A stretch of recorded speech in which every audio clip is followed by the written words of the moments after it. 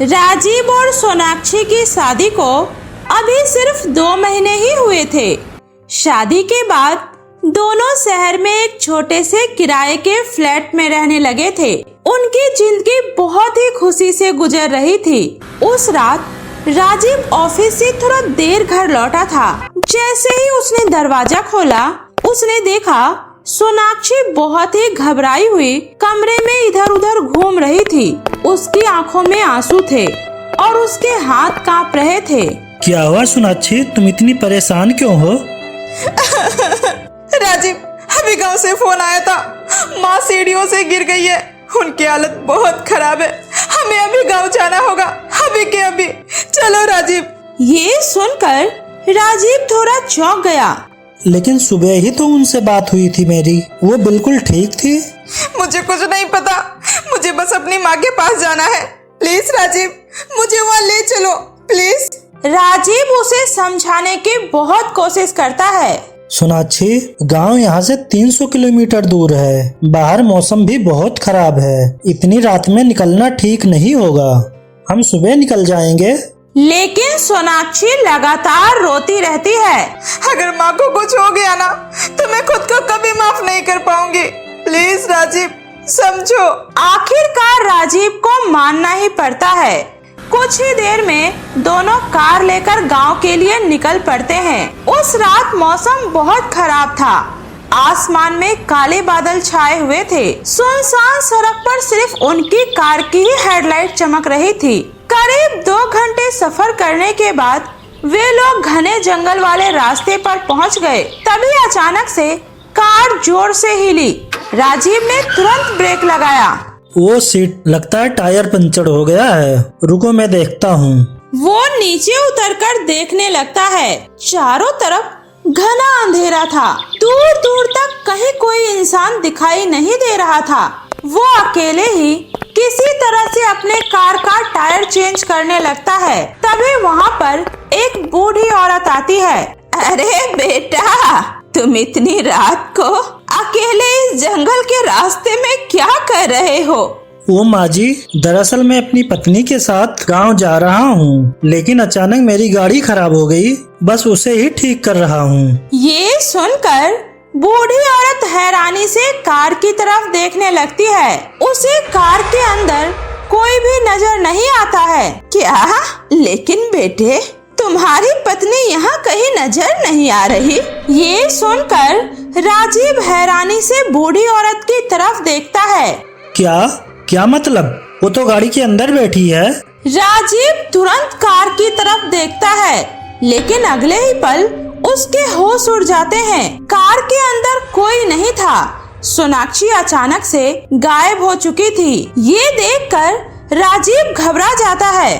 सोनाक्षी कहाँ हो तुम? वो जल्दी से इधर उधर देखने लगता है और अपनी पत्नी को आवाज लगाने लगता है। चारों तरफ सिर्फ घना अंधेरा और हवा की डरावनी आवाजें गूंज रही थी। तभी अचानक से जंगल के अंदर से पायल की आवाज आने लगती है। राजीव डरते हुए उस आवाज की तरफ देखने लगता है। दूर अंधेरे में उसे सफेद साड़ी पहने एक औरत दिखाई देती है, जिसके लंबे बाल हवा में उड़ रहे थे। राजीव धीरे धीरे उसके पास जाता है। सोनाक्षी, तुम वहाँ क्या कर रही हो? और तुम गाड़ी से क्यों उतरी? तुम्हें अंदाजा भी है ये जंगल कितना खतरनाक है? चलो यहाँ से। तभी अचानक से सोनाक्षी का चेहरा अजीब हो जाता है और वो जोर जोर से हंसने लगती है। राजीव, मैं ही तुम्हारी सोनाक्षी हूँ। मुझे अपने साथ ले चलो प्लीज राजीव, अपने साथ ले चलो मुझे। नहीं, तुम मेरी सोनाक्षी नहीं हो सकती। इतना बोलकर राजीव वहाँ से भागकर दूसरी तरफ सोनाक्षी को ढूंढने लगता है। सोनाक्षी, कहाँ हो तुम? तभी उसे पेड़ के ऊपर से किसी के हंसने की आवाज आती है। जब वो ऊपर देखता है तो एक औरत बिल्कुल उसकी पत्नी सोनाक्षी की तरह पेड़ के डाल पर बैठी होती है। सोनाक्षी, तुम्हें क्या हो गया है? तुम ये क्या कर रही हो? जल्दी से नीचे आओ, हमें अभी के अभी यहाँ से निकलना होगा। ये जंगल बिल्कुल भी सेफ नहीं है। ये सुनकर फिर से सोनाक्षी बनी छलावा अजीब सी हंसी में जोर जोर से हंसने लगती है और अजीब सी आवाज में कहती है, राजीव, मैं तो कब से तुम्हारे साथ चलने को तैयार बैठी हूँ और एक तुम हो कि मुझे अपने साथ ले जाना ही नहीं चाहते हो। मुझे अपने साथ ले चलो ना राजीव। नहीं, तुम मेरी सोनाक्षी नहीं हो। हे भगवान, ये सब क्या हो रहा है? मैं ये कहाँ फंस गया? राजीव जिधर जाता उसे हर तरफ सोनाक्षी जैसी ही अजीब सी औरत दिखती, जो खुद को उसकी पत्नी बताती और उसके साथ आने की जिद करती। नहीं, दूर रहो मुझसे। तुम सब मेरी सोनाक्षी नहीं हो। दूर रहो, समझी? मेरे पास मत आना। राजीव जान बचाकर जंगल में इधर उधर भाग रहा था। उसके पीछे हर तरफ से पायल की आवाजें गूंज रही थी। तभी अचानक से उसका पैर एक पत्थर से टकराया और वो जोर से जमीन पर गिर पड़ा। राजीव डर के मारे कांपने लगा। तभी उसके सामने वही बूढ़ी औरत आती है। भाग मत बेटा, वो तुझे अब छोड़ने वाली नहीं है। उसने तुझे चुन लिया है उसने तुझे। कौन है अम्मा? और मेरी पत्नी कहाँ है? प्लीज अम्मा बताइए ना, ये सब क्या हो रहा है? बेटा, वो छलावा है, रात का छलावा। कई साल पहले इसी जंगल में एक औरत की मृत्यु हुई थी। शादी के 2 दिन बाद उसका पति उसे धोखे से इसी जंगल में छोड़कर भाग गया था। तब से लेकर आज तक उसकी आत्मा छलावा बनकर हर गुजरने वाले शादीशुदा आदमी की पत्नी का रूप ले लेती है और फिर उन्हें परेशान करती है। ये सुनकर राजीव के चेहरे का रंग उड़ जाता है। नहीं, ये नहीं हो सकता अम्मा। प्लीज मेरी मदद कीजिए। मेरी सोनाक्षी को ढूंढ दीजिए अम्मा। मैं उसके बिना नहीं रह सकता हूँ। ठीक है, मैं तुम्हारी मदद जरूर करूँगी। आओ मेरे साथ। इतना बोलकर वो बूढ़ी औरत आगे आगे चलने लगती है। राजीव भी उसके पीछे पीछे चलने लगता है। रास्ते में कई परछाई जैसी आकृति उसे परेशान करने की कोशिश करती है। बेटा, तुम इनकी बातों पर ध्यान मत देना और हाँ, पलटकर पीछे मत देखना। बस मेरे साथ चलते रहो। जी अम्मा। चलते चलते अचानक राजीव की नजर उस बूढ़ी औरत के पैर पर जाती है, जो कि होती ही नहीं है। वो जमीन से कुछ दूर ऊपर हवा में लटककर अपने आप चल रही थी। ये देखकर राजीव के होश उड़ जाते हैं और उसका पैर डर के मारे वहीं ठिठक जाता है। क्या हुआ बेटा, तुम अचानक रुक क्यों गए? क्या तुम्हें अपनी पत्नी से नहीं मिलना है? आओ मेरे साथ। हाँ, आप चलिए, मैं अभी आया।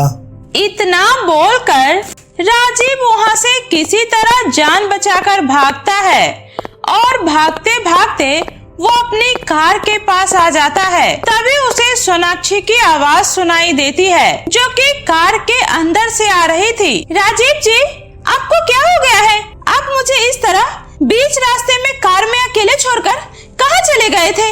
तुम यहाँ भी आ गई? आखिर क्या चाहती हो तुम मुझसे? क्यों मेरे पीछे पड़ी हो? और मेरी पत्नी कहाँ है? राजीव जी, आप ये कैसी बातें कर रहे हैं? मैं ही तो आपकी पत्नी सोनाक्षी हूँ। क्या तुम सच में सोनाक्षी हो? हाँ, मैं ही तो आपकी सोनाक्षी हूँ। हम लोग माँ से मिलने गाँव जा रहे हैं ना। क्या हुआ है आपको? आप इतने घबराए हुए क्यों लग रहे हैं? और आप इतनी देर से इस जंगल में क्या कर रहे थे? ये सुनकर राजीव की जान में जान आती है। वो जल्दी से गाड़ी में जाकर बैठ जाता है। सब बताता हूँ, बस पहले जल्दी से यहाँ से निकलो। राजीव अपनी कार स्टार्ट करता है। तभी उसके कार के आगे वो बूढ़ी औरत फिर से आ जाती है। अब उस बूढ़ी औरत का चेहरा अजीब और डरावना हो चुका था। तुम इतनी आसानी से मेरे छलावे से बचकर नहीं जा सकते हो।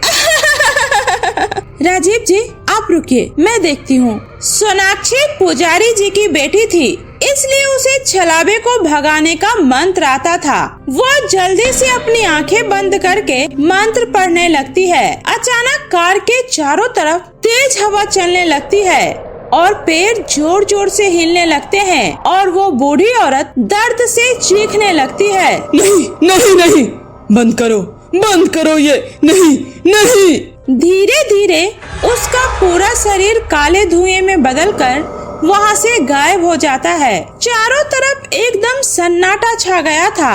राजीव डरते हुए सोनाक्षी की तरफ देखने लगता है। तुम्हें ये मंत्र कैसे आता है? राजीव जी, मेरे पापा गांव के मंदिर के पुजारी हैं। उन्होंने बचपन में मुझे ये मंत्र सिखाया था और देखिए आज ये मेरे काम भी आ गया। राजीव की आंखों में आंसू आ जाता है। सोनाक्षी, अगर आज तुम नहीं होती तो पता नहीं आज हम लोगों का क्या होता। सोनाक्षी हल्का सा मुस्कुराती है। उसके बाद राजीव तुरंत कार स्टार्ट करता है और दोनों तेजी से जंगल से बाहर निकल जाते हैं और सुबह होते होते सही सलामत वे लोग गांव पहुंच जाते हैं।